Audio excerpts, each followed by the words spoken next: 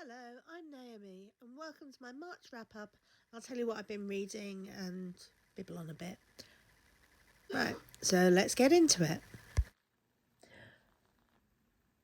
Hello, welcome to my channel. I'm hoping that this doesn't sound too bad. I'm using the microphone on the phone, so I hope it's good enough. But I thought I'd better do a March wrap-up before I forget what I did in March, really. It's been a bit of an odd month.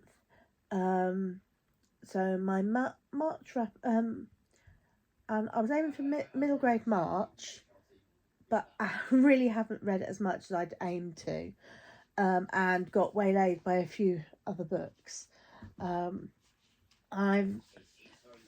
my first recommendation, Welcome to St Hell, is, I'm not sure if it's supposed to be aimed at middle grade. I think it very much is. It's very much teen experience, very simple reads, graphic novel format. I've already done a review of that, so I'll put that to one side. Okay, now another graphic novel that I've read this month is The Hidden Witch, which is the sequel to The Witch Boy. So this is the story of a young set in a culture where only girls have magic and boys get shape-shifting. However, we've got the main character is Asta, a boy who wants to be a witch, and this is the first book was very much about him finding that, and this book picks up where he's starting at the witch school, and he's having quite a lot of difficulty because of prejudice that's very much the he's sidelined because he's a boy, and there are many people that feel that he shouldn't be there, and also that he's missed a lot. He then gets to work with his friend's grandmother, who has a bit of a plan for how, if she helps him, she will help. If he helps her, she will help him. Goodness, pronouns are complicated, aren't they? And running parallel to that is the story of Asta's friend, who is a normal non-magic person. I don't think there's any particular name given to non-magic people. But Charlie is his friend who's a non-magic person, and makes a new friend at school, then starts having some very strange problems, and you start to follow the story of the Ariel, who is a foster child and is beginning to find out some things about herself. The story is really nicely woven together. I'm not going to give it all away, other than to say that this is very much a story of friendship, family, and looking for a place to belong, and also about the impact of being damaged by experiences that create negative emotions, and healing from that. It's it is just very, very, very quite simply illustrated, really good plot, really easy to follow. Really enjoyed it. Recommend. The other main middle grade I read was Seed by Carol Lewis. And this is the story of, again, two outsiders Marty, whose mum is a hoarder and agoraphobic, and his him building a friendship with also Gracie, who is deaf and uses cochlear implants and wants to be a dancer. And it's all just really kind of nicely woved together. And the action in the story comes from Marty's granddad, who is somewhat eccentric, and who's completely estranged from Marty's mum. They're not talking at all, but Marty's granddad gives him a seed which begins to grow, and his granddad has a very interesting plan, which I'm not going to give away to you, other than to say that Marty carries a model of the Eiffel Tower in his pocket.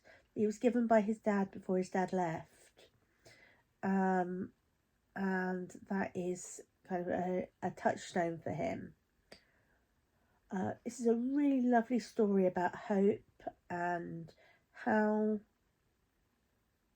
sharing wishes empowers people, and it's a story of healing and getting and moving on. So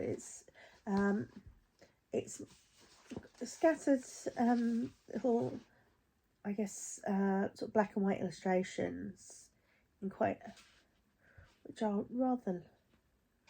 rather charming.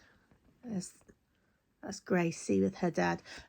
She has problems with her dad is quite distant and is focusing on work due to being a lone parent. It's really nice to see a dad who's a lone parent, multi-generational trauma being passed through, and just this real sense of the importance of family. So really enjoyed this one, and that is going to go on my pile of books that have great books that have deaf characters, which I'm going to do as another video. The other book I started reading, Cattywampus. Unfortunately, I then forgot to take it on holiday with me, so I haven't got very far into it. Really quite engaged in it so far. You've got sort of two battling families in a witch in a world where there's a really strange sort of mixture of it being very typical real world as we see it, but then they've got magic, bit Sabrina, little bits of that sort of feel about it, but it'll be interesting to see how that develops. I just haven't had time because I got a little waylaid. I went to an online author talk, and featuring Penny Batchelor. I went because it was not Penny Batchelor I went to see. Nell Patterson. I will do a video on her as well. But Nell Patterson was speaking alongside Penny Batchelor, and she started talking about her book, My Perfect Sister, and I got a bit fascinated and ended up, I couldn't put it down. I just needed to unravel the next bit. But I think I did a short with a review of this, so I'm not going to say a lot about it. But that sort of waylaid me. I just needed to go to the next bit. In audiobooks, I tried to, again, focus on middle grade, which actually gives a really, I think middle grade fiction is much less focused on angst and it winding tighter and tighter. I think it's much more about exploring your way through angst and finding your way out, and I think that's something I really enjoy. Right, and I'm going to have to do the putting picture of the book up here. First book here is Pages and Co. Book 1, Tilly and the Book Wanderers. This is just kind of delightful, actually. It's written by Anna James, and it's all about Tilly, who is an orphan, or rather, she's never known her father, and her mum has disappeared, and she lives with her grandparents in an independent bookshop. Only she starts seeing some book characters walking around the shop, and between her and her best friend, they have to sort it out. Really just enjoyable, with some really nice twists and turns. I also listened to Anna on the Edge.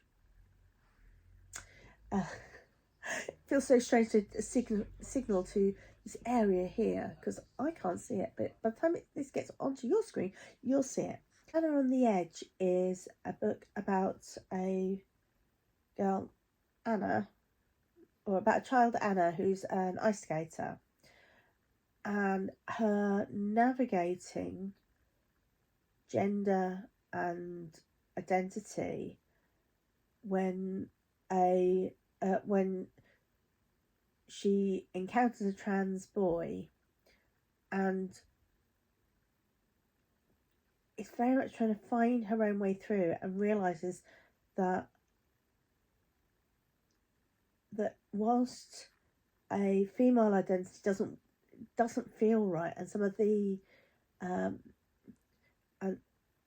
particularly getting onto that sort of hitting puberty bit, there's that feeling of in the ice skating world of starting to be more princessy, and this is an exploration of Anna finding their own identity. Don't want to be too spoilery, but it really good exploration of how gender identity is not something that you put on, but something you find within yourself. And the third book that I've listened to in March was Boys Don't Cry by Mallory Blackman. Now, I love Mallory Blackman, and this is one of the books that I hadn't ever read of hers. Remind me a lot of Concrete Rose by Angie Thomas, actually. It is the story of a boy who finds himself left holding the baby, literally. His ex-girlfriend, who's because she just disappeared on him, comes back with a baby and walks out, and it's really good exploration as he finds out how he fits into things, he working out his identity. And woven into it is the story of his brother, who is experiencing first relationships and an abusive relationship. I won't give too much away, but he's experienced an extremely abusive relationship. And it all sort of weaves together, really well told, as I would expect from Mallory Blackman, and also a really good representation of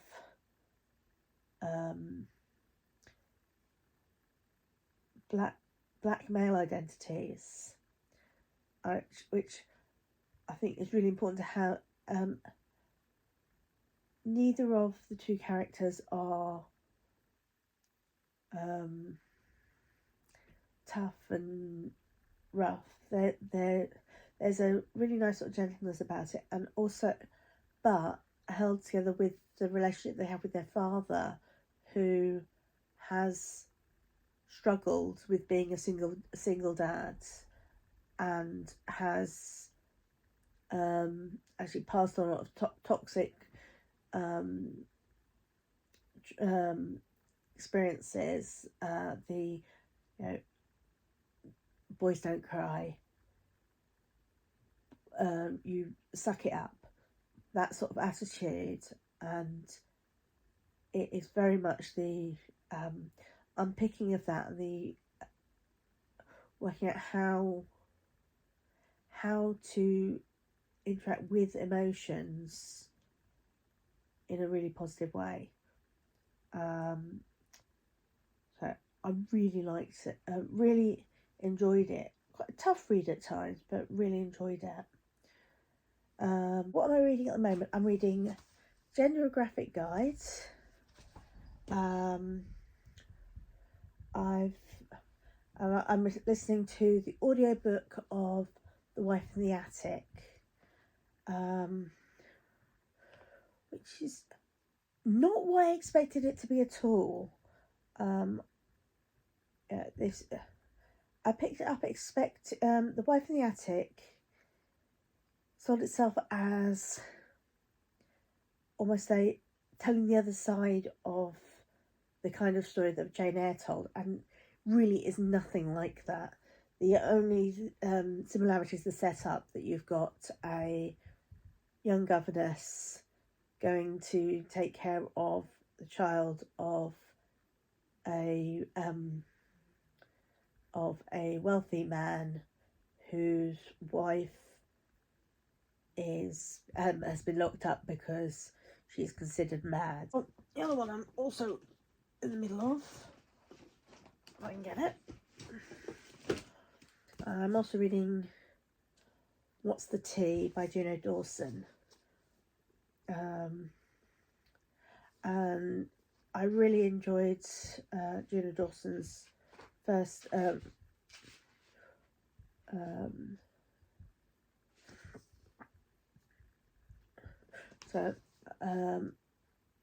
reading What's the Tea by Juno Dawson, which is kind of going through the basics of transness. So we've got 3 parts, all about identity, trans life, help and advice. And it's it's kind of one of these really nice, friendly, teen friendly, I would say. So really enjoying it so far, but you can see I haven't got very far through it yet. As you've seen from this video, I keep getting interrupted. I just had to go and answer an interruption that was my son complaining that he couldn't find his Pokemon book. So, yeah. Anyway, right. Thank you so much for listening. You know what to do with the like, subscribe, whatever. But most importantly, I'd love to hear what down in the comments below, what you've been reading and what your views on some of the books that I've read this month, what you think, and if you've got recommendations of books that I would like that are similar. And as we go into Trans Girl April, the first thing I do for Trans Girl April is I denounce fascism and I pledge my support to trans people across social media and across the world. That's my first thing. Now I need to do some reading. And I just want to say thank you for listening to me babble on like this. And I hope to see you again soon. Bye.